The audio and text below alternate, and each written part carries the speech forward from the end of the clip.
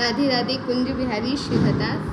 राधा अष्टमी का आनंद और तटीय स्थान में मुझे तो बहुत आया।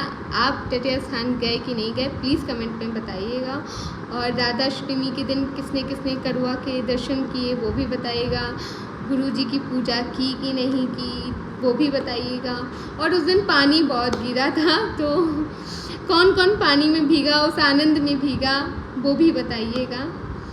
और ये तो फ़िलहाल लाली के जन्म उत्सव की बात हो गई।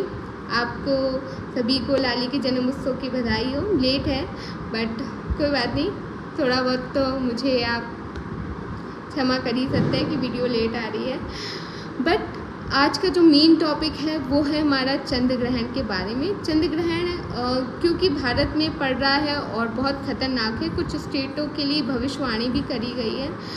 तो प्रयास करें कि कल 12 घंटे पहले सूतक लग जाएगा, तो मेक श्योर कि आप सुबह सुबह तुलसी दल डाल दें। और अगर आपको लेट हो रहा हो तो मेक श्योर कि आप आज ही रात को अपने जो भी सूखा अनाज है, आटा, चावल, दाल, चावल, नमक, हल्दी, सब में आप तुलसी जी हो, उनकी मिंगी हो या फिर आपने उनकी जड़ होती है, जड़ भी आप डाल सकते हैं। तो आप वो भी अपने हर भोजन में, हर खाने वाली चीज़ में आप उसे रख सकते हैं। क्योंकि तुलसी से क्या होता है, उस चीज़ में जिसमें तुलसी दल रहती है उसमें ग्रहण का असर नहीं आता है। कहते हैं ग्रहण पड़ते समय भगवान का नाम ज़रूर लेना चाहिए।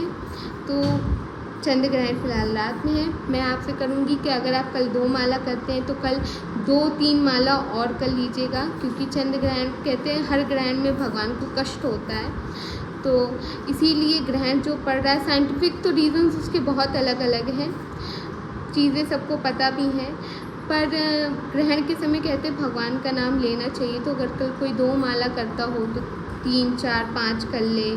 और अगर आपको समय नहीं मिल पा रहा है तो आप करमाला भी चला सकते हैं। मैंने आपको उसका तरीका ऑलरेडी बताया है करमाला का।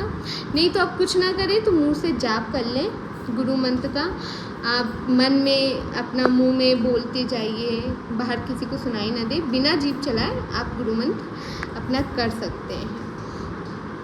भगवान का नाम लेते रहें और प्रयास करें कि कल ग्रहण के समय कहीं पे भी ट्रैवलिंग अगर इम्पॉर्टेंट नहीं है तो ट्रैवलिंग ना करें। पर अगर आपको इम्पॉर्टेंट है तो सुबह सुबह कहीं निकल जाइए। और अगर आप ऑफिस से लेट आना है, जल्दी नहीं आ पा रहे हैं तो कोई बात नहीं, आइएगा बहुत आराम से, स्लो आइएगा, कोई जल्दी मत करिएगा। ग्रहण के समय का जो समय होता है वो ख़राब होता है। फ़िलहाल ये मैं अपना एक एक्सपीरियंस बताऊं कि मेरे मामा जी का एक्सीडेंट भी एक सूर्य ग्रहण के समय हुआ था। तो प्लीज़ मेक श्योर कि ट्रैवल ना करें क्योंकि सही नहीं होता है।